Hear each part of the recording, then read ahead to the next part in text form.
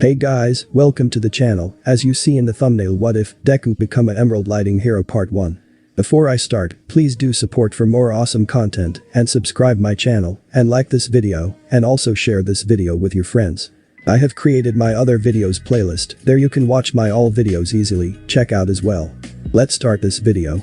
It is 11 o'clock in the morning, July 13th, a burning sun beating down on the world like a hate crime. In this world, unlike any other, a great deal of humanity has evolved from their basic state to having naturally gifted abilities called quirks. But these powers, fantasy became reality. It would become a natural thing for people to become what many could only see through ink on paper or rolling screens, superheroes. I'm sorry, but your son may be quirkless. Here in this world rests a boy, a child who loved heroes more than anyone, Izuku Midoriya.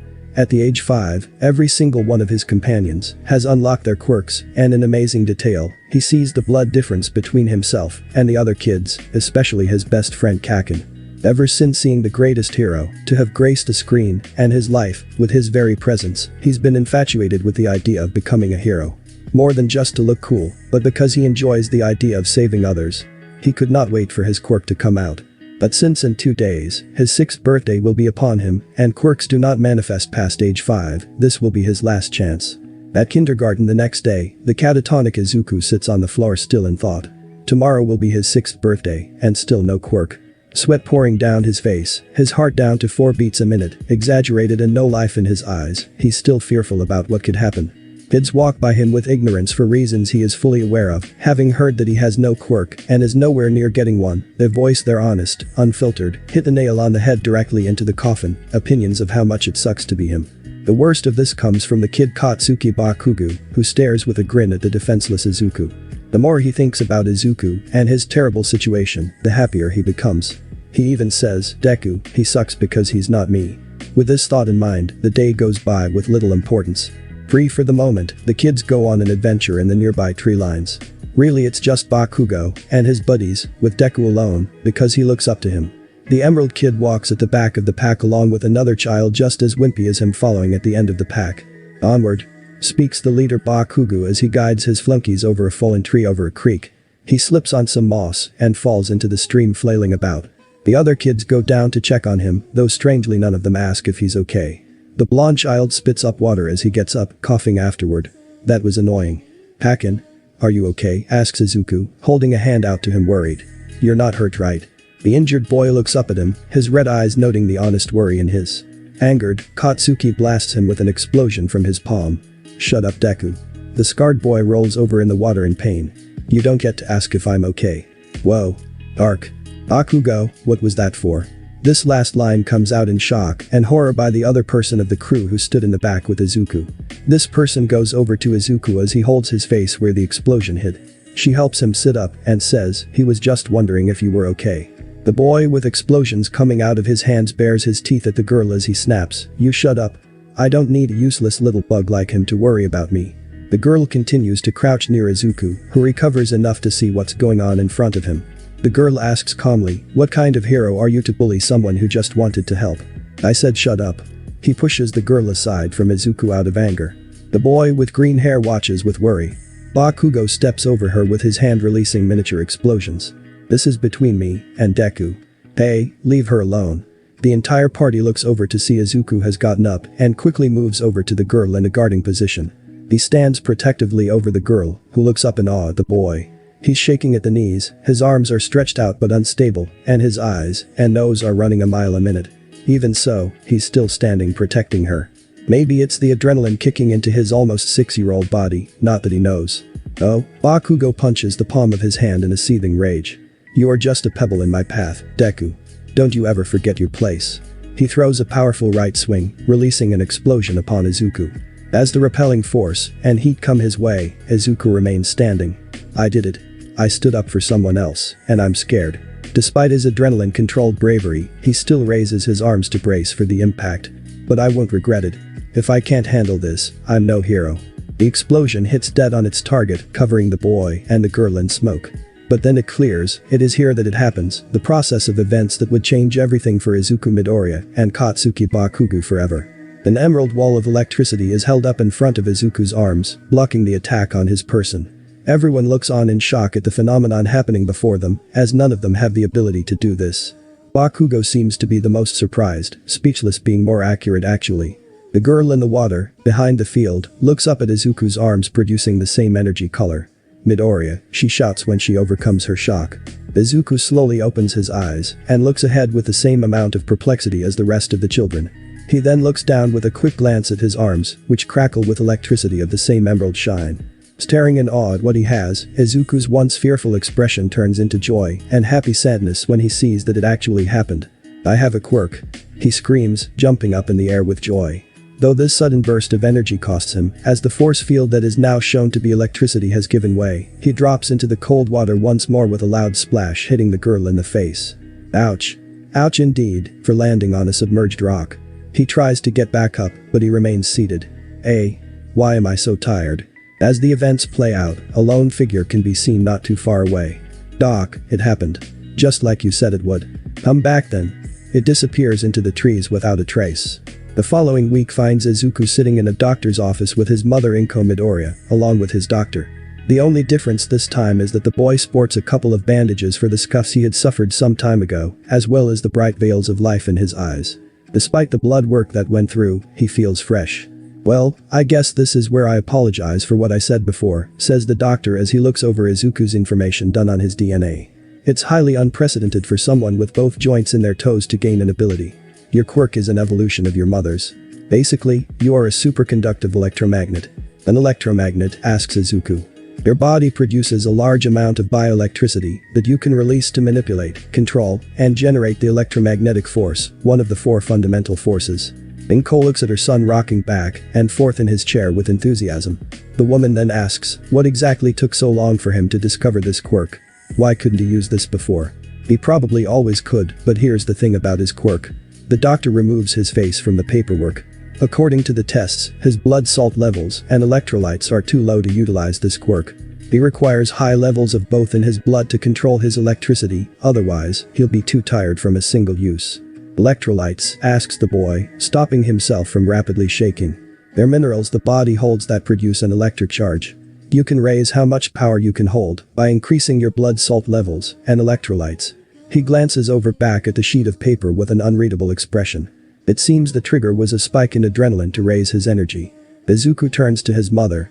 "Adrenaline? It's something the brain does whenever you're stressed or in danger to increase your metabolism," she replies before she raises her head in understanding. "Oh. So when that Katsuki child attacked you, it sparked the release of your quirk." "Oh. Exactly. This comes from the doctor. Really, your son is interesting to have a quirk so versatile." Inko, curious and darkened by his words, presses on with that statement. "How do you say that? Most electric types have a quirk that can simply discharge electricity or move metal objects. But the basis of his quirk makes him a superconductive electromagnet, meaning he can do both of those things, and more, especially if it's connected to his nervous system." His eye then rises over his glasses to look at Inko. "Now that I think about it, it's just like that person's." The olive mother narrows her eyes, before placing a hand to her boy's shoulder, pulling the child unaware of what's going on closer to her. "I see." Back at the Midoriya residence, an adult male steps into the home. "Inko. Izuku," he calls out, hoping to catch sight of his wife and son. "Dad. Dad. Dad," shouts the boy as he races out into the living room to face his dad. "What is it?" "What?" asks the father as he sees his son coming up to him so quickly. Look. Izuku shoves his hands forward, causing emerald sparks to release from his fingers. "I can do this now." The man stares down at his son's fingers, a solemn look in his eyes. As he sees his wife enter the room, he changes his expression to a happier one. He then says, "That's impressive, Izuku. You think you can use that to be a hero?" "I know I will," he shouts, before running off inside of his room. "Hello, Hisashi," Inko says as she comes over to leave a kiss on his lips. "Back from working that case, I guess." It's all finished, but Hisashi looks down at where his son left. "So, Izuku's quirk." "I know, it's great, isn't it?" says the woman with equal joy to her son. "It's all he ever talked about since we got on the ride. I was a little worried when I heard he had both his joints, but it all worked out, and he's just a late bloomer." "Inko," Hisashi speaks, bringing his wife out of her stupor. "Don't you think it's odd to be so happy he has a quirk?" "Why wouldn't I? This is everything he's been wanting. Now he won't be an outcast." "Alright, then I'll ask in a different way. Don't you think it's odd that you're so happy he has a quirk since it ended up being that one? This heart-stop question freezes the green-haired woman in her place. After a quick glance into her mind, she replies, I don't mind that it is. We have nothing to hide. When he's old enough and they see it, they'll start asking questions. They'll put 2 and 2 together.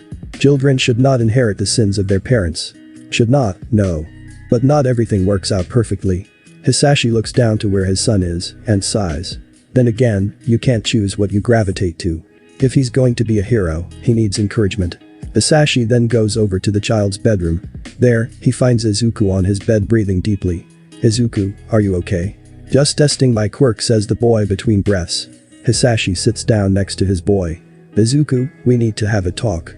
Izuku's old man pats his lap and takes in a deep breath as he prepares to talk to his son.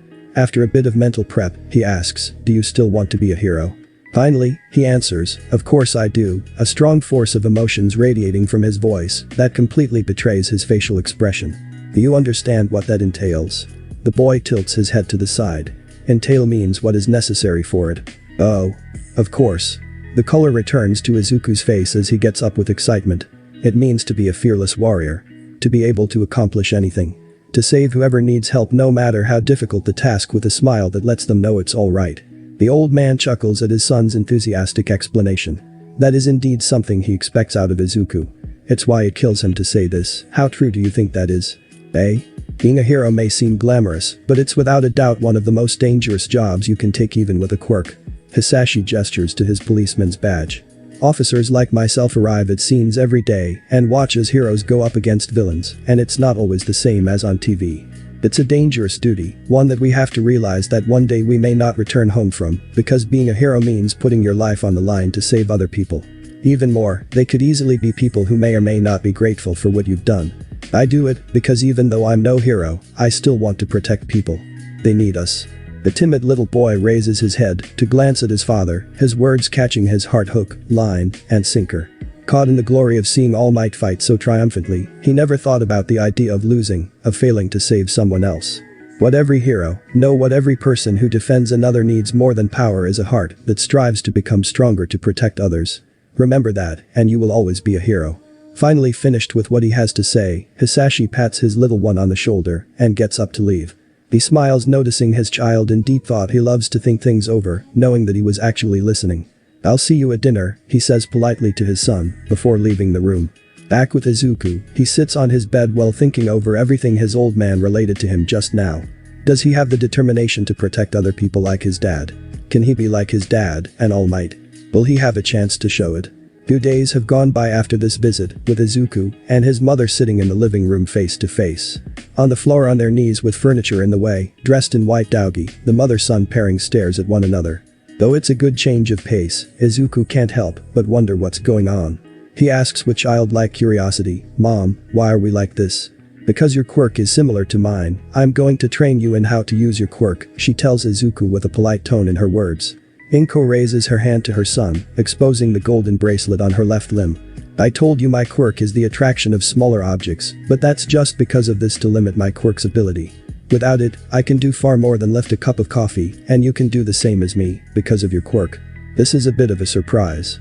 Why did she only now say that she can do more than what she said before? And why would she wear that to limit herself? What else is she not telling him? Izuku, please pay attention. Sorry, Mom, he shouts suddenly. The first thing we'll do is get your body ready to use your quirk, and then we'll go to the basics. It's going to take a while because you're young, but I believe in you. Wow. For his mother to have so much faith in him is kind of overwhelming. But then again, she always has. It's only right he meets her expectations, and that of the friends who were there for him before he lacked a quirk. Almost as much, he wants to prove to those who didn't believe in him before, especially Kaken. With this determination inside, he smiles with wide, beady eyes and says, I'll do my best, Mom. I know you will. You are my Emerald Lightning. A decade has journeyed through time since that electrifying event. Now a teenager graduating middle school, Izuku Midoriya stands tall before the doors of an A-shaped building ready to take in all of its glory. This is UA High boarding school. I'm going to do it. Today is the day. Having grown up, the Emerald protagonist has changed a bit. His black and green hair has grown and become curlier over time, stretching far enough that, if he combed it, he could cover his eyes. Though he stands at 5'7" feet, he has grown in core and strength. Underneath the clothes he wears is the body of a runner, lean arms with a six-pack stomach, and legs that could run for an hour. He also sports dark blue gloves with black index fingers and thumbs that have a golden lightning bolt inside of a circle on the backs. Ignoring the 1,000 other students passing by him, Izuku smiles as he clenches his fingers into fists. It's time to take my first step. I will. Get out of the way, Deku. He flinches at the voice, its tone kind of familiar. Though a second after taking it in he can tell it's him. Turning around he spots Katsuki Bakugo standing behind him. Like Izuku, his amber-haired rival has grown a great amount as well with his spiky hair and scarlet eyes a dead giveaway. However, unlike Izuku's leaner body, Bakugo's body shows results of training all around, mostly upper body. Pakin? Don't scare me like that. Get used to it, nerd. Now that no one's around to enforce the rules and protect you, I'll show you just how much better I am. Then Bakugo stops suddenly to drop down and viciously coughs up a lung. The Emerald Boy takes a knee next to him. Are you okay? I'm fine. It's nothing new. He replies, getting up to walk away. Just need to stop yelling is all. Izuku watches as his former bully heads inside. He still feels bad after what happened, even though he wasn't there. Sorry, Kakin. With these thoughts in mind, he heads inside the building. Inside, he and everyone hit the classroom. That's where they take the written exam, consisting of knowledge that was based on heroics. Afterward, they file to the auditorium, where they sit before the professional hero present Mick. The loud hero speaks out in his reverberating voice tone, everybody listen. All you UA candidates need to know how this is done, so pay attention. Whoa. It's a present Mick. Izuku says in a childish way as he stares in awe at the hero. He proceeds to murmur about how amazing it is to see him in person, and personally hopes that all the teachers are heroes too. This is so exciting. The voice hero then goes on detailing the description for the practical part of the exam. They have to destroy a bunch of robot villains in a time frame. There are 3 types, or 4 actually, and each of them has differing scores going from 1 to 3. No attacking other players either, so Izuku can feel glad that no one would sabotage him, a thought he comes across while looking at Bakugo. As if I would ever. That's when it happens. A tall boy, he could be mistaken as a young adult, proudly stands up and calls out, Mister. I wanted to inquire about something you said. It said that there are 4 villains, but you only described 3. Is this a mistake on part of UA? Because that would be a shameful thing. Additionally, you there? You've been mumbling this entire time. This blue-haired individual with glasses points directly at the green teen. Yes, you, the one with curly hair. If you're trying to psyche everyone out, then stop it. We don't need people like you here. But Izuku embarrassed, he backs in his seat sheepishly laughing. Okay, present Mick chuckles through his nose. Well, that's actually not important, since the 4th villain is worth 0 points. It's a gimmick thrown in that's more part of the course than actually being something to take down. When it appears it'll just rampage and destroy indiscriminately instead of actually attacking someone. That's all from me. I'll just leave you with a little piece of encouragement, our school motto. A true hero is one that overcomes life's misfortunes. So do it right and plus ultra. After the explanation is over, everyone dresses in gym clothes they're given and head out to their respective battlefields. Luckily Izuku doesn't have to deal with Kakin, but the serious glasses wearing guy who called him out is with him. Oh great. Well, beggars can't be choosers. Izuku glances over at this nameless teen as he scans the rest of the teenagers taking the exams. And begin. Everyone freezes up hearing present Mick up top of a building. What are you waiting for? There's no countdown in a real fight. Go, go, go. Izuku turns to his left as present Mick concludes. He spots to his surprise that everyone else has run off ahead of him. He reacts suddenly, flailing his arms exasperatedly and shouting at his slowness. He rushes in trying to catch up with the others. Okay, some of them might take more points. But I can overcome this. He splits off from the others to go find a robot. Humming down a street he spots something green and mechanical coming his way. When it comes forward to attack, he partly freezes up. No. Don't be afraid. Just remember your training. Izuku, as far as we know, there are 4 fundamental forces in the universe: strong interaction, weak interaction, gravity, and electromagnetism. Our power affects electrically charged particles and forms atoms. Without it, molecules wouldn't be able to stay together. While my quirk can control things through the electromagnetic spectrum, I can't exactly produce my own electrical current. Your quirk is special because you can produce electromagnetic energy by yourself. It's all raw for you, and it can grow more than what you have now. This training will help you increase your stamina. So why am I outside with a tire tied to my waist, and why are you sitting on it? As I said, because of our quirk we can lift anything, and anyone technically, but certain materials can resist your power. Rubber is one of them, and since the point of this is to build your stamina, you'll be pulling this along with me around the beach. Wait, what? You expect me to be able to run around this entire beach pulling you, and this tire using my power? Of course not. You're only 13. You'll be walking around the beach pulling this tire alone while using your quirk. Next month, you'll run. Time to put your training to the test, Mom. Izuku stretches him with a shout and fires a bolt of emerald lightning at the machine. The plasma pierces through and leaves a hole in its path, causing the machine to explode. Whoa. Wrong attack. I gotta calm down. Another machine catches him from behind and grabs him. Its arms containing Izuku lift him up to remove his foothold. Of course, the boy simply discharges a small amount of power, an action that causes the machine to malfunction, and drops him. Sparks fly out of its body afterward. Okay, that's 2 points. He spots another robot not far ahead and raises his hand to blast it. Before he could, a laser shoots out of nowhere and pierces through its dark green metal plating. The figure falls apart, chinks of its body hitting the ground with clattering noises. He tracks the path of the beam of a boy standing elegantly. With a flamboyant expression and smile, he flicks his golden blonde hair saying, "Thank you for the distraction." He then leaves as quickly as he arrived. Sighing, Izuku checks down for the time, only to find that his watch has malfunctioned. Dang. I'll just have to move quickly. He looks down at one of the robot's arms and turns the tip of his finger into a plasma welder before cutting it off. He then stands on top and infuses his energy into the object, lifting him up off the ground. The freckle-faced boy makes a nervous smile as he balances himself. Alright. He then flies higher over the buildings to survey the scenery. North of him he sees that guy from before running ahead of a crew of villain bots. West has some teens attacking a large group spread out. Southeast, he spots a group of 1 and 2 pointers moving in. That's where I'm going. He then heads southeast with his hand sparking green electricity. Quite a fine crop of gems this year, eh? Up in the observation room, the faculty members of UA watch the exams going on through multiple screens. One of them, a rat bear thing, watches while making his assessment. With a limited time and wide area, they have no idea how many villains we've filled it up with. The deciding factor for passing will be how they gain those points. I see some have decided to either scope the area gathering information or rely on speed to pull ahead. Others gain the advantage through simple raw fighting instincts. The woman who spoke before keeps her eyes on one screen as that last sentence was spoken, where amidst smoke, smoldering scrap metal, and awestruck teens, is Katsuki Bakugo. His palms emit a large amount of smoke as he stands, glaring at the screen unknowingly. Oh, I'm going to enjoy this year. Sadly, this was spoken in a seductive tone. One of the members, a skinny person overshadowed in the darkness, speaks up. It's been 7 minutes.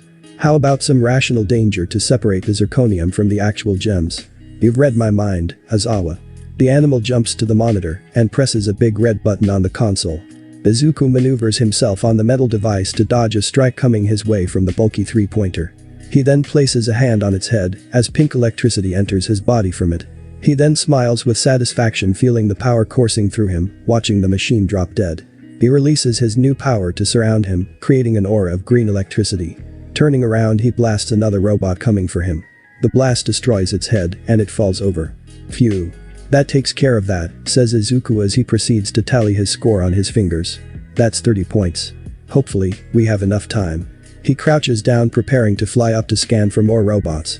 I'm not going to let pulling that tire during the summer go to waste. Once he rises to a roof's level, his attention is overtaken by the sound of demolition. His heart skips a beat as he hears metal crunching and stone cracking. Curious yet foolish, he flies higher on the arm to survey the scene, noticing almost everyone else has decided to run for their lives in the opposite direction. There he gets close enough to pass over the rising dust to see the cause of the destruction. Oh. There in the midst of destruction stands a colossal enemy robot. Aesthetically, it gives the appearance of the other robots fused together into a megazord of sorts, with a set of 10 eyes. Its arm crashes through a building, rubble flying everywhere without question. After a quick analysis, he determines this behemoth the gimmick they mentioned, as it is indeed a rampaging monstrosity attacking but not jazzing. Immediately, people bolt at the sight of the machine as it scrounges that same building. Steel, stone, and stubble rain down upon the teenage public as they escape. President Mick was right. This isn't something a non-hero can face easily, says Izuku in his murmuring tone. I could take it out with enough voltage, but I won't gain any points. I should conserve my power for the rest. Looking down, he notes everyone else is gone. Even the guy with glasses who berated him for psyching people out earlier is dashing for safety. He's pretty fast too. While contemplating his options, the Emerald protagonist notes the rubble and debris have fallen and trapped some people. As more buildings around the gimmick are being wrecked, the horrid destruction deafens his ears to their cries for help. Not that he would need to take action. Sparking with emerald lightning around him, the sky-high hero in training flies up at the machine and fires his energy.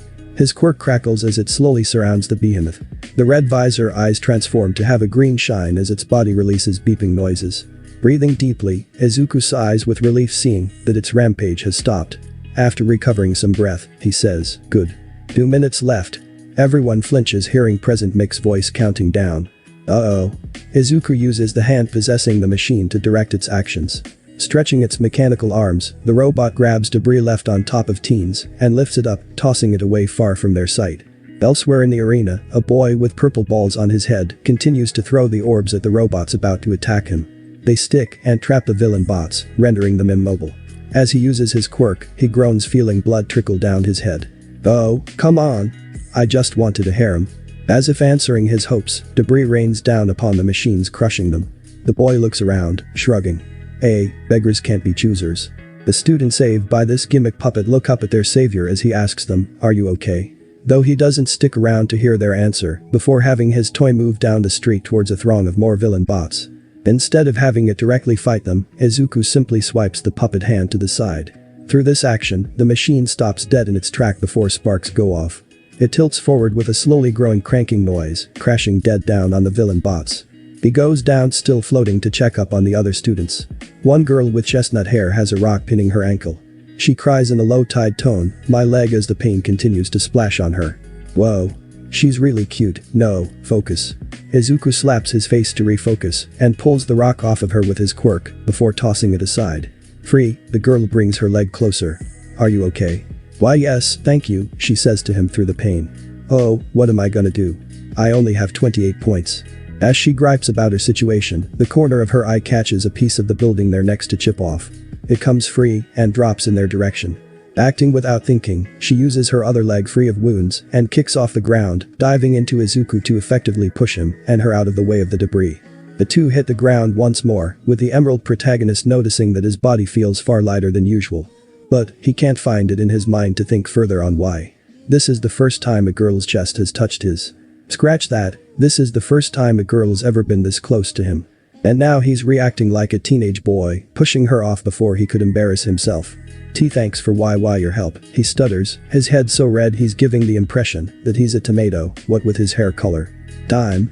Everyone stops in their tracks when they hear Present Mic's voice. Izuku pauses, before slapping his cheeks groaning, realizing he only scored what he can only assume to be 30 points. He probably has more, but he didn't really take the time to check which ones he destroyed. As everything calms down, the robots vacate the area. The probable students look around at everything that has happened in the area Izuku is inhabiting, as well as where the giant robot fell.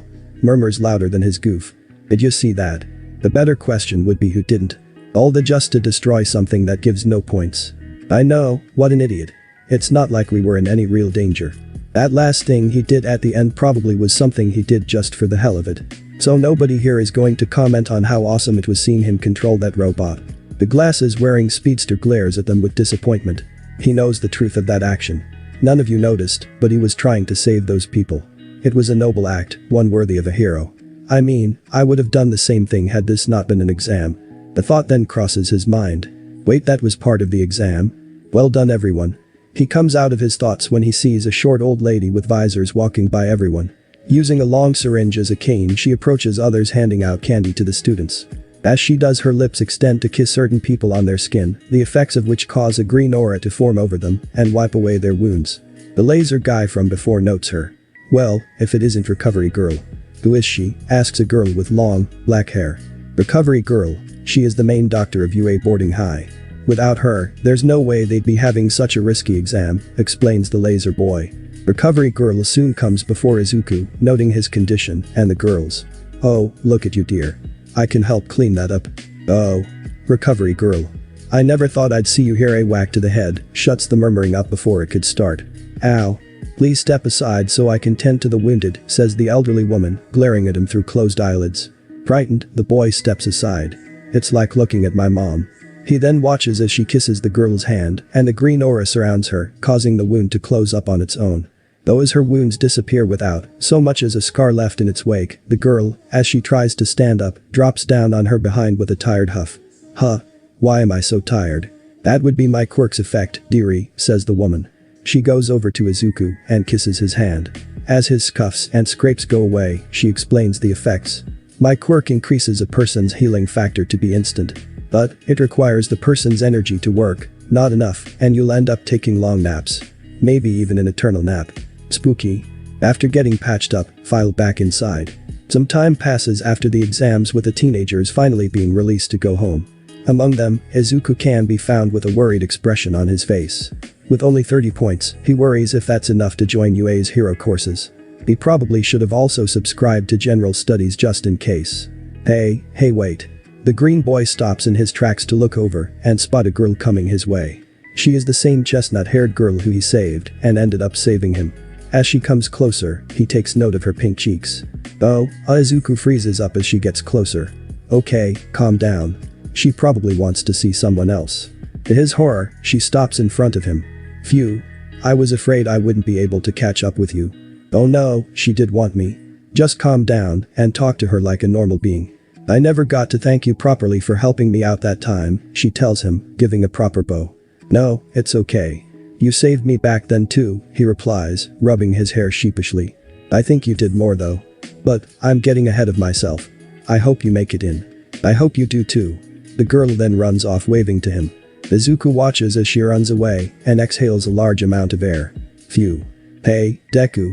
Once again getting a heart attack, Izuku turns around to see Bakugo storming after him. After a gross cough, he shouts, trying to leave without me?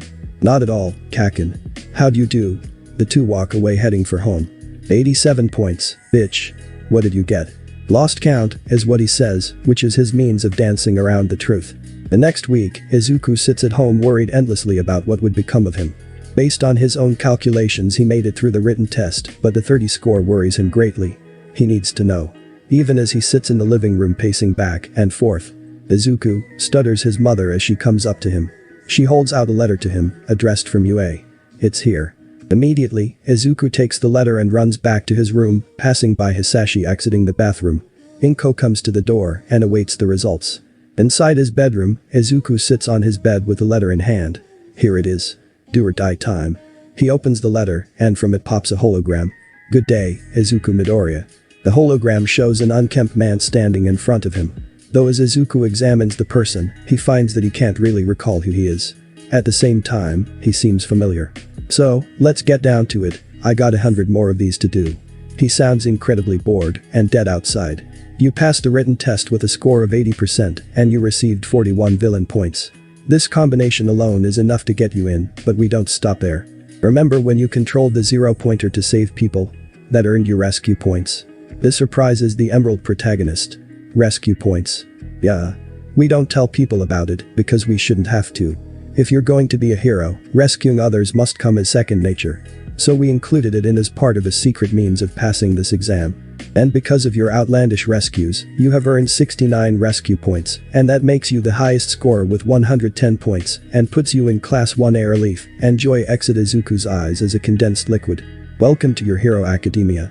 The hologram then disperses. By Hero Academia he's done it. He's well on his way to becoming the greatest hero. He pushes the door open, where his mother and father await. Here he shouts loudly, I'm in. Elsewhere. Hey, Katsuki. It came in. Bakugo looks down the steps before rushing over with bloodshot eyes. He takes the letter and almost rips it open. But his mother, Mitsuki Bakugo, pulls it out of his hand. Hey. Slow the fuck down, brat. You're gonna rip it. She then opens it properly and a hologram appears. From it appears another teacher from UA, a woman this time. She stands tall and proudly dressed in a dominatrix outfit equipped with a whip. Aw, I get the fiery one. I prefer the secret S-types we're recording. Oh. She straightens herself. Hello there, Katsuki Bakugo. Oh great, it's Kayama, Mitsuki says in a spiteful way. Oh, the sleepy one. Thank you for applying to UA. With your effective score in the written exam, the deal-breaker would have to be the practical test. Luckily for you, 87 villain points aren't something to scoff at. She swipes her hand across her hair and stares down at nothing seductively. Stop seducing my child, you harlot. Does that mean I'm in? But there's more to your story. Because of what you did here, Kayama points to the side, which shows a video feed. Here, it shows Bakugo going nutso, blasting as many robots as he could find. His surroundings are mostly clouded by black smoke created by either his explosions or what he exploded. He stops for a bit, dropping to a knee as he clutches his right hand. It twitches painfully. No stopping yet. Look out. Bakugo hears, turning just in time to dodge a two-pointer trying to hit him from behind. He wrestles the machine to the ground and glances at who just warned him, spotting a girl with orange hair wrapped to the left of her head in a ponytail. He notes something coming out of the smoke behind her and takes action immediately. Hey, sighed Ponytail. Duck. He grips the machine tightly and spins, using explosives to propel his spin. This concludes with a final spin in where he throws the robot over her crouching body. This collides with a three-pointer that almost got her. The video concludes here, with Bakugo twitching at the eye. They were recording that. Aw, isn't that sweet? You rescued the girl who helped you out. Mitsuki pinches his cheek. That off, hag. This earns him a slap in the head. Because of what you did, you have earned a total of 13 rescue points, giving you a score of 100 points and tying you with one other accepted. I hope you take into mind what you can do by rescuing as well as fighting. Welcome to your Hero Academia, Katsuki Bakugo. I'll see you in class 1A. She gives him a wink and then the hologram disperses. Oh fuck yeah. 100 points. I'm in, baby. His joy is cut short when he begins coughing again. Stop fucking yelling, yells his mother. You'd think you'd know better after what happened with that villain that captured you. Izuku, hurry up. In a minute. Izuku says back as he shuffles, putting his shirt on. He uses his quirk to pull over a briefcase full of his effects as he uses his free hand to throw his backpack on. You're gonna miss the train. In a minute. He attaches his gloves on and exits his room. The boy passes by his dad strapping himself up for work. I can always give you a ride. That's okay, Dad. Izuku. In a minute, he repeats before grabbing an apple out of the fruit basket on the table. He heads out the door. Until. Mom, I gotta go, he tells his mother as she holds him tightly and kisses his cheeks. In a minute. She gives one more kiss. I'm so proud of you for getting in, Izuku. Take care. Okay, Mom. Don't interrupt, she snaps, before going back to a happier expression. Izuku, remember to be careful. You'll be going into a world of danger, and I want you to make sure you reply to all my messages, says his mother with the utmost of worry. It seems a little much. He's coming back in the twilight. I will be a mom. He goes to her, giving one final hug. I'll be back. Inko reluctantly releases her son into the world as he heads outside, leaving her behind. Traveling down the steps hastily, Izuku heads for the outside. He can fly, but only with something to stand on. Also, since the Japanese government has a law about using quirks in public, he has to take the train to UA, otherwise he'd never make it. He kicks off the group, making his way to the station. Well, at this rate I can make it just in time. Izuku smiles as he checks his watch, now an analog older watch wrapped around his left wrist. Once he enters the train, he spots someone not far away from him running for the door. The doors close slowly, and with quick judgment, he can tell he won't make it. Making a move, Izuku holds the door open just enough to let the guy slip in. This person is actually a skeletal person with long blonde hair. Though as he looks at him, he feels something is off about him. Or, rather than being off, something seems familiar about him. Thank you, young man, says the person as he moves in to take a seat. No problem. Izuku raises his hand to grab onto something for the ride. As the train goes, he notices the man is examining him. He says, I see you're going to the USA. At first, Izuku wanted to inquire how he knew that. But then he thought about it and realized he could tell from his uniform. Actually, yeah. Thanks for noticing. I guess you'll be heading for great things, fame, and fortune as a hero, and all that. I don't care about that, he replies, the electric team giving a smile. I just want to be a hero to protect others, just like my dad. As long as you don't regret that decision, why would he say that? It sounded so ominous. He should watch this guy. Once the train reaches his stop, Izuku hops off and heads directly for UA's main campus. From there he checks the map, heading to the main building, the same one he went to for the exams. As he passes by the monolithic halls, Izuku checks his. I wonder which class Kaken got into. Izuku checks his brochure that came a week after his acceptance letter and reads. Let's see, since the orientation ceremony is at 10, I have an hour wait time. Until then, I have to head to my class. He comes by Class 1A's homeroom and opens the door, peering his head in to see who's inside. That's where he hears and finds. Get your shoes off the desk, shouts the tall teen with glasses from the exams. How about you chill out? It's my desk. This comes from Bakugo. Unless you want to force me off. Such a high latitude. Izuku gives a defeated huff. Well, at least I'll be with someone I know. Bakugo takes notice of the emerald protagonist by the door. Hey, Deku. Get your ass in here already. He then starts coughing. Akin, you gotta stop yelling. It's not good for you. Izuku steps in now that he's exposed. You. The tall one approaches Izuku, much to his surprise. I've been meaning to speak with you again. I had assumed you were a ruffian trying to psych people out, but you were even more heroic than myself. You not only acted to save others, but you knew about the secret portion of the test. Secret what?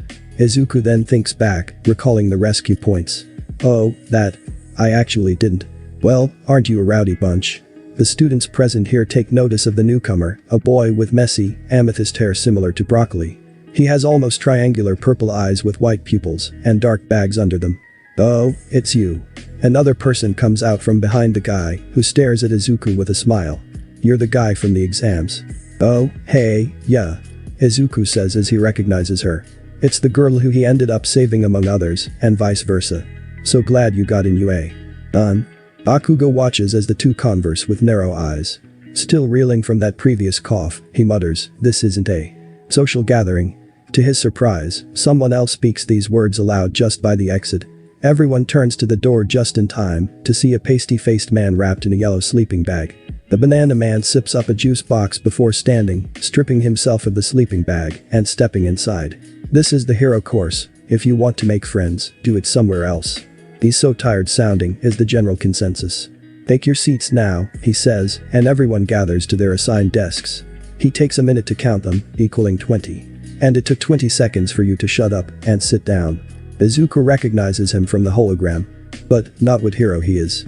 I hope you realize how precious time is, and I don't want anyone here who's only going to waste it. The sooner you realize that, the better your time here will be. I am your homeroom teacher, Shouta Izawa. As everyone contemplates how this weirdo is their homeroom teacher and who he is among the pros, he takes out a gym uniform with a UA insignia on the front from his sleeping bag. He says, each of you should have this inside your desks. Put on your gym uniform and then head out to the campus grounds. We're doing the Quirk apprehension test. Everyone hits the lockers throwing on their uniforms. Afterward, they head out where they get a good look at their sports area. The Quirk apprehension test asks a few students out of sync in unison. Confused, the girl with chestnut hair raises her hand and asks, what about the entrance ceremony? Or the guidance sessions? We have no time to waste on that stuff if you want to be heroes. He turns around to face the group. UA is known for its freestyle educational system. The teachers love to use this rule. He takes up his notebook. Softball throwing. The standing long jump, the 50-meter dash, endurance running, grip strength, side-to-side stepping, upper body training, and seated toe touch. You did all these in middle school, the standard non-Quirk physical testing. He checks his notes. Top scorer, Midoriya, steps forward. HM? He walks up towards the teacher, surprising everyone else including himself. They all know their scores but are surprised to know about this. This boy who looks so polite and non-threatening did better than everyone else. Damn it, says Kaken as he glares at Izuku. Another interested party is the one with purple hair. Midoriya, what was your score in ball throwing back in middle school? Asks the teacher as he holds up a mechanical ball. 41 meters, he replies. Good. Now, try it with your Quirk. He tosses the ball to Izuku, who grabs it. He holds it tightly and taps a finger onto it, infusing magnetic energy into it. He throws it up high in the air and it flies far out of sight at amazing speed. It's important for us to know our limits. This is the first rational step to realizing the type of hero you are, he says, showing him his results, 900 plus meters. Whoa. We can use our quirks for these, asks an ecstatic person with clenching his fists. Alright. This is gonna be awesome, shouts a girl with spiky red hair. Awesome huh? He becomes seriously foreboding. You're hoping to become heroes in 3 years, and you think it's gonna be fun, and games. His dead eyes glare upon everyone. Then how's this for fun? The lowest score in all 8 events will be judged hopeless and will be expelled. The entire class backs up in shock at this statement. Some even say, that's not fair. Life is not fair. I'm sure some of you understand more than others, says Izawa, his words touching Izuku more personally. As heroes, you will come by these unfair situations more than anyone else and have to overcome them. So don't expect to spend your free time sitting at Burger World chatting with your friends. For the next 3 years we'll be wringing out your talents and efforts, and in the end, you will become heroes. Prepare to practice plus ultra. Elsewhere. Over inside the gymnasium, a pro hero stands before a collection of 20 students. The fanged adult looks around while checking his watch. Where's Class 1A? He turns over to the bear rat thing on his shoulder. A dark thought then enters his head. Ugh, please don't tell me the cheap one got them again this year. That's true. Why do you keep making him a homeroom teacher? We lost an entire class of students last year, along with all the gifts we had to return, because he kicked them out. We'll just cut his pay again. He then sighs. Alright, let's get a move on then. Back to action. Back outside, the first event begins. The first event begins the 50-meter dash. While the contest is fair, most have better luck than others. The higher ones are the tall speedster, Bakugo, and this girl with a spiky ponytail. After failing to do as well as he wants, because he couldn't exactly increase his speed with his quirk, he glances on at the blonde French boy and a girl with pink skin and hair using their powers to race. She's sliding on her acid while he's jumping and propelling himself with his naval beams. That gives me an idea. The next event is grip strength. With a little magnetic application, Izuku increases his tightening hold. He gains a decent score. Until he breaks it. The highest score ends up falling to the tallest in class and his multiple arms, with Izuku and the guy with purple hair in second. The following event is the long jump, one skill Izuku has to accomplish by also using a repelling magnetic force on his feet. This gives him a mighty leap, allowing him to clear 3/4 of the sandpit. Following that is the softball throw. Go. The girl from the exams throws her ball, and it floats into the atmosphere. Aizawa reads it as infinity. It's a quirk that removes gravity, Izuku realizes as he studies her abilities. As he doesn't have to do it, he is allowed to sit back and watch the others try their best at this. The best ones aside from himself are easily the girl from before, the ponytail girl who makes a cannon, Bakugo, and the purple-haired one who simply uses brute strength. Soon the events come to a close, and the scores finally tally up. Izuku notices that out of them, he scored 4th place. Bakugo is in 5th, and the girl who could make things scored highest. Another thing he noticed greatly is that both the boy with 2 colors of hair and the purple-haired one scored evenly in 2nd place. The lowest is a mini-school boy with great balls for hair.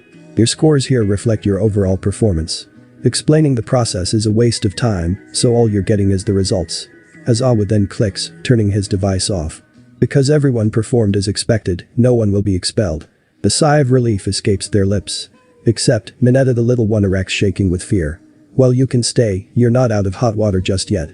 I expect you to get better and improve yourself. He then walks away. We're done here. Once you change back, head over into class and grab the curriculum for the school year. I'll see you all tomorrow. The students take this moment to calm down and walk back to their dorm. As they do, he glances over at one of the students for a moment. As he leaves, he finds the 2 pro heroes coming out to approach him from their hiding spot. Sweat drops down his face. Principal Nezu, Vlad King. So, no one failed this time? That's a good number this time, says the mouse thing. I wanted to see if you're ready. Yes. Later that day, the students of Class 1A can be found leaving the confines of the main campus in their uniforms. Among them is Izuku, who looks down at his watch getting ready to head for home. Hey, wait up. The Emerald protagonist turns around to see some members of his class coming up to see him. It's the gravity girl, the tall speedster, and the girl who makes anything. After taking in a breath, for reasons repeating, he says, oh, hey. Oh, I never introduced myself, says the speedster. I'm Tenya Ida. Momo Yaoyorozu, says the creator girl. Ichako Uraraka, says the other girl. And you're. Finally, a chance to introduce himself. Izuku Midoriya. Izuku? I thought it was Deku. Hearing that derogatory name, the boy has to ask, where did you get that? Hey, Deku. He flinches when the answer to his question comes forth. Bakugo passes by Izuku and asks, are you going home? Of course I am, Kaken. Good. My mom's coming over, so don't be late. He then proceeds to cough from yelling again. Damn it, stop doing that. He leaves. With him gone, the Emerald protagonist turns to the others. So, he and I are childhood friends, rivals. Like how I call him Kaken, because I was bad at names, he called me Deku as an insult for a bit. But he's the only one who calls me Deku as a nickname now. How can an insult be a nickname, asks Ida. It's like one of those frenemy things, says Uraraka with a smile. Yaoyorozu looks over at where Bakugo left. Where have I seen him before? That causes Izuku to flinch. Wait. Ash blonde hair explosive Quirk hits him. Oh no. It's who, asks Uraraka. That Bakugo person, he was the one captured a year ago by a villain. Says the girl as she faces the others. Uraraka and Ida go wide-eyed when they recollect that moment in the news. It was horrible. A sludge Quirk villain rampaged in a shopping district after capturing and possessing a middle schooler. He caused thousands of yen in property damage and assaulted many heroes for 40 minutes until finally being stopped by a hero with an appropriate quirk. The boy's identity was revealed by watchers filming the scene, and he was all over the news since day one before fading in obscurity. "Yeah, that happened," says Izuku as he looks at the three of them. "Can you guys not mention that around him? It really hurt him." "Is that why?" "Yes, but don't tell him I said that." "My lips are sealed," Yaoyorozu says, imitating a zipper on her lips. The others imitate this action as well. "So," Izuku clears his throat, "what did you guys want with me?" "I was curious when I heard about the boy who controlled a monstrous robot at the exams," says Yaoyorozu with a half smile. "When I saw your quirk out there I could see why. Controlling electricity is very powerful. She asked us, so we guided her," says Iida. Izuku lifts an eyebrow in confusion. "Weren't you there when everyone was talking about it?" "I didn't take the exams," she addresses, placing a hand to her chest. "I was able to enter US on an academic recommendation." "Oh? This intrigues them." Izuku then asks, "Did anyone else?" "Actually, 4 of us can get into the hero course classes, 2 through an academic test and 2 through a practical test. I believe someone else in our class got it too." Thinking on it, Izuku surmises that it was most likely the one who could utilize ice. Either him or the one who has super strength. It only makes sense. "Well, I have to go home now. My limo's waiting for me." Yaoyorozu waves to the crew and leaves for her luxurious vehicle, where a waiter opens the door for her. She's rich, is the general consensus. Later. With all said and done, Izuku splits from his new friends heading for home. As he enters the living room and finds no one there, he looks around trying to find his parents. Since Mitsuki is coming over, he expected some sort of spread. Shrugging, he heads for his bedroom. As he does, he hears voices. This is starting to get weaker. He checks over at his parents' bedroom and tiptoes over. Hoisted by the weakness of any living human, curiosity, he crouches down on one knee next to the door and listens in. "We'll just have to increase the drainage." "No, Hisashi. This is at its limit. All we can do now is add another. I can talk to Tsuragami. You're nearing the end of your time. Please. If they find out where I am I'll have to return to my old ways. I don't want to be taken away from you or my baby boy." "Taken?" Izuku thinks about what that means. Who will take her away, and why does he think it's not the police? His thoughts are distracted away when he hears a knock on the door. Knowing he'll get caught eavesdropping, Izuku gets up and heads to the door quickly to open it. In steps Mitsuki Bakugo. "Hey, Izuku," says the beautiful mother as she reaches down and grabs the emerald protagonist into a hug. "Odd, act your fucking age," says Bakugo as he comes in, carrying some bags of stuff. He receives a slap to the skull for his trouble. "Watch your goddamn, filthy fucking mouth, boy," she screams, having released the tomato-headed boy. Mitsuki, Inko, and Hisashi come out of the bedroom in a hurry, just in time to see the mother pulling on her son's cheeks like he was made of rubber. Izuku can ask about that when the time's right. Bright and early on this Tuesday morning, Izuku enters UA High campus heading for class. Inside he finds his classmates inside chatting and whatnot. Bakugo gives him an upward head nod, still frowning, while Uraraka and Iida wave to him. Taking a seat, Izuku props out a notebook and begins to jot down words. Then Iida mutters Izuku as he writes down notes about the speedster. This goes into detail with his height and weight, his quirk, and possible weaknesses. Once he's done, he switches to the next page and works on Ichaku Uraraka. The door opens quickly and in steps their teacher Izawa. Almost immediately they sit down in their seats. The adult then checks his watch, saying, 10 seconds. Much better this time, but not good enough. His next move is to approach his desk and speak, "Welcome to the first day of class. Before your real classes begin, we'll start with introductions." He then points over outside the class. "So, come up and introduce yourself to the class one by one. When I call your names, will I grab your gift baskets?" "Gift baskets," repeats Yaoyorozu. It was a congratulatory gift for everyone who made it into UA, something that was supposed to be given out during orientation had you gone. Obviously, you didn't, and the principal wanted me to waste time handing them over, so we don't waste them, so I decided to go with 2 birds here. And whose fault was that, is for the 3rd time the general consensus. Now when I call your names, stand up and tell them things about yourself. He checks his clipboard. "Yuga Aoyama." He then heads out the door. The blonde Frenchman stands up tall. "Bonsoir, mes amis. This one is Aoyama. You may find me extremely flashy because I live with style." He then snaps his fingers to the side. "My quirk is naval laser, which lets me shoot a beam from my body part." "Where might you ask?" Let's just say it's not a land or sky attack. Izawa comes in and delivers Aoyama's gift, which is a blue basket of essentials, goodies, and toiletries. Next up, Ashido. Yo. The pink girl rises up with a lot of energy. I'm Nina Ashido. I like dancing and shipping. If you're wondering about my skin, it's because of my quirk acid. I produce acid from my body from any part. But don't worry, I can control how much it burns. Also, let's not go overboard, speaks Izawa as he comes over with her gift. Asui. Okay, Jiro. This time a girl with green hair and a crouching posture rises up. My name is Tsuyu Asui. My friends call me Tsuyu. My quirk lets me do everything a frog can do. Nice to meet you all. After receiving her gift, Izawa calls on Iida. He shoots up quickly and stiff, like a robot. Tenya Iida. My quirk engine allows me to run at high speeds. It is an honor to be at this prestigious academia of heroism like the rest of my family. I hope not to bring shame to them and that's enough. Izawa drops his gift bag on his desk, making him stop. Uraraka. Hello. Uraraka gets up and waves nervously. My name is Ichako Uraraka. I guess, what can I say? A-to-O. I like sweets. I kind of always wanted to have a quirk that lets me grow bigger. And my quirk is zero gravity, where I reduce the gravity around objects by touching them. Next up, Ajiro. This time, the guy with the big tail stands. I'm Ashirao Jiro. I don't really have anything special to say. Heck, even my quirk isn't that special. It just gives me a super strong tail.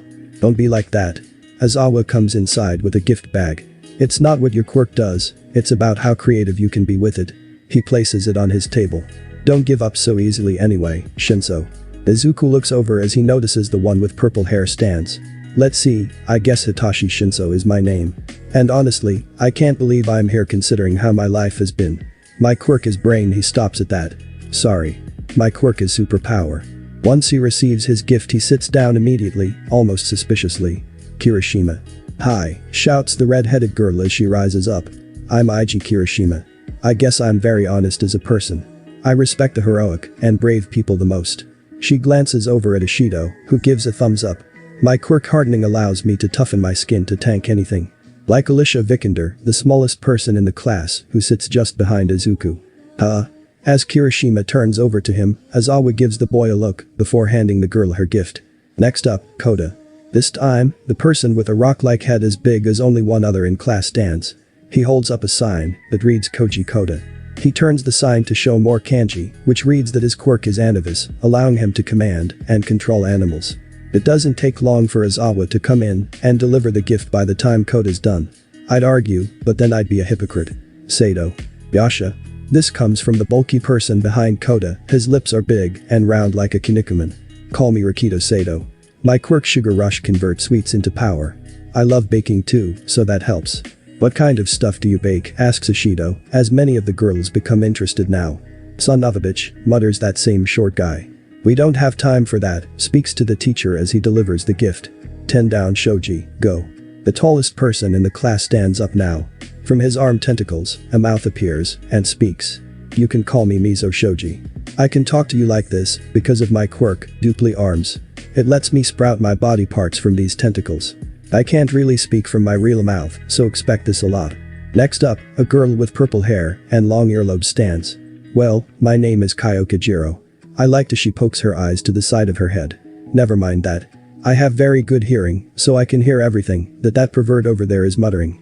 She glares at the short one. My quirk earphone jack lets me use my earlobes to produce my heartbeat for attacks. Izawa hands her gift over and calls up the next person. This person is a plain-faced boy with strangely big elbows. I'm Hantashiro.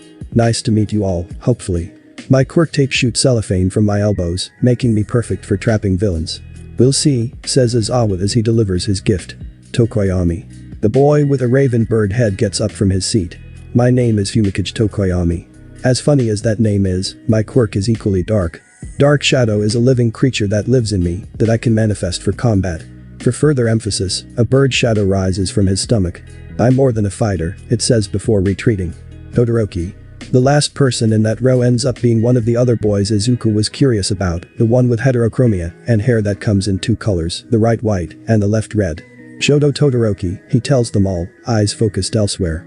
My quirk lets me make ice on the right side, don't worry about the left though, you'll never see it.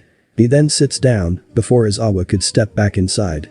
After sighing and handing over his gift, he faces the last row. Hagakure. Yay. A pair of clothes stands up. I'm Toru Hagakure. Call me Toru if that's too long for you. My skin reflects light so you can't see my face. I can't wait to see the kind of hero this will make me. As the short guy drools over the implications, Izawa delivers her gift. We'll see what kind of hero you become as well. He then turns to Bakugo, who is already standing up. The name's Katsuki Bakugo, future #1 hero in the world. He declares, pointing at himself. He holds his throat to keep himself from yelling. My sweat is filled with nitroglycerin, which I can detonate. So don't be surprised when I say this, you are all pebbles to me. As Izuku expected, the rest of the class was appalled.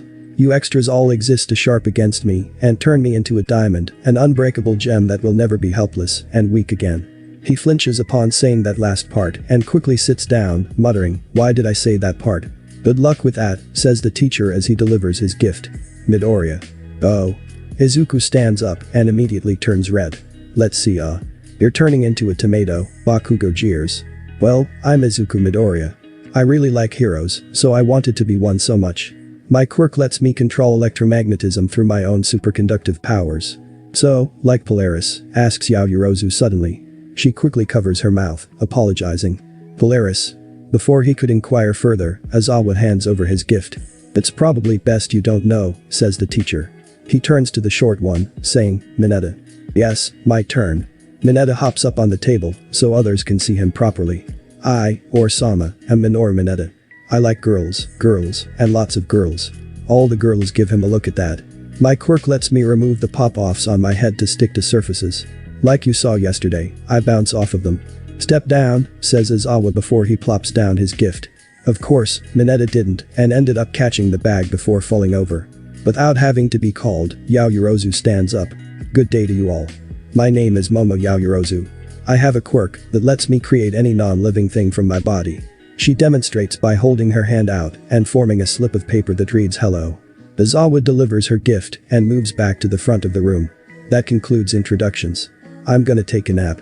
He grabs his sleeping bag and slips in. Try to stay quiet until the next teacher arrives.